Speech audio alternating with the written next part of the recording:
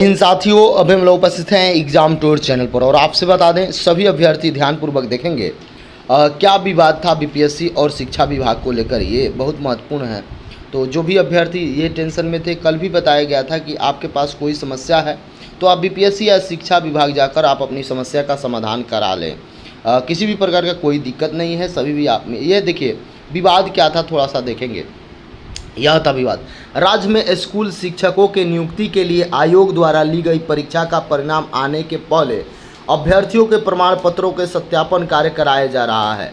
इसको लेकर शिक्षा विभाग एवं आयोग के बीच उठे विवाद ने घमासान का रूप ले लिया था।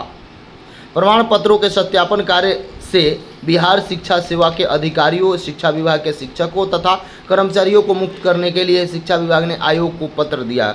इसके बाद आयोग ने शिक्षा विभाग के उनके पत्र का जवाब भेजा। उसमें शिक्षा विभाग को उसके द्वारा उठाए गए इन सारे सवाल का जवाब भी दिया। यानी कि जो भी सवाल किया गया सारे सवाल का जवाब आयोग को दिया, आयोग ने दिया, बीपीएससी ने दिया और बाद में बीपीएससी के सारे बातों को देख लीजिए। विवाद समाप्त हो गया। क्या था, कैसे था, आपको अब जो अभ्यर्थी ये सोच रहे थे वो अब अपना डॉक्यूमेंट्स पूरा कर ले। 1 to 5 वाले भी जो डॉक्यूमेंट्स आप अपलोड किए हैं वो ओरिजिनल डॉक्यूमेंट्स आपके पास होना चाहिए किसी भी सूरत में।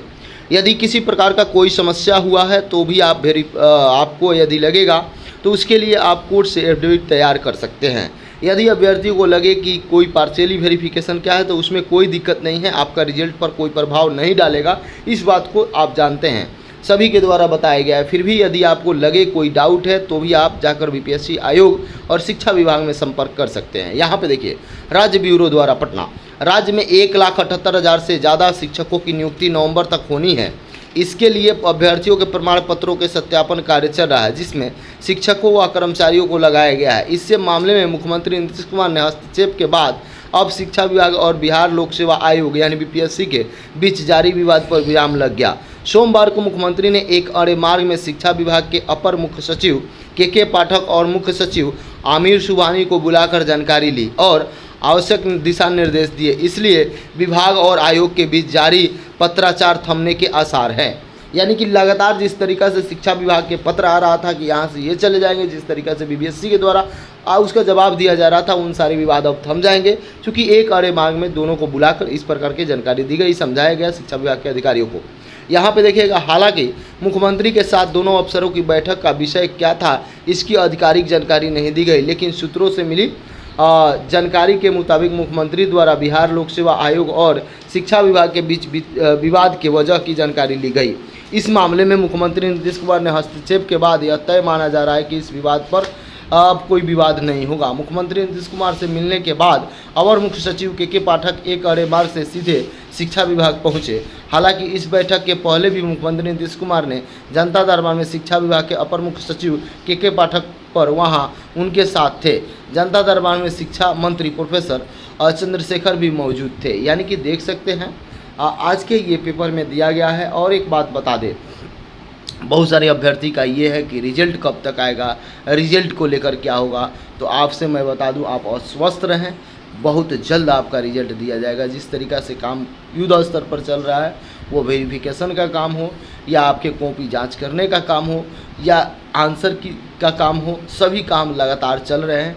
बीपीएससी आयोग ने रिकॉर्ड बना दी है और हमेशा उस पर कायम रहेगी। सभी अभ्यर्थी का यही चाहत है कि कम से कम साफ़ सुथरा एग्ज़ाम जिस तरीक़ा से हुआ, साफ़ सुथरा वेरिफिकेशन हो रहा है, सब कुछ सही होने के बाद रिजल्ट जारी कर दिया जाए। तो जो अभ्यर्थी जिनका भी एक यदि लग रहा है कि मेरा अंक सही आ रहा है, उनके लिए राह आसान है। यदि आपके पास कोई डॉक्यूमेंट्स नहीं है ओरिजिनल तो आप कोशिश करें, समय है उसको ज़रूर व्यवस्थित करें। वैसे अभ्यर्थी जिनको लग रहा है कि डीएलएड का रिजल्ट बिहार बोर्ड के द्वारा कब दी, तो उनका 15-16 तक आ जाएगा। वैसे अभ्यर्थी जिनको ये लग रहा होगा कि मेरा बीएड हो चुका है, कब तक रिजल्ट, तो सबका रिजल्ट समय से आ जाएगा। सीटेट वाले अभ्यर्थी ये पेयरिंग, वो भी टेंशन न लें, आपका भी रिजल्ट समय से आएगा। यदि लेट भी होगा तो आयोग उसके लिए जानकारी लेगी और आप पर कोई कार्रवाई नहीं होगा, क्योंकि संख्या ज़्यादा है, इस बात को भी समझेंगे।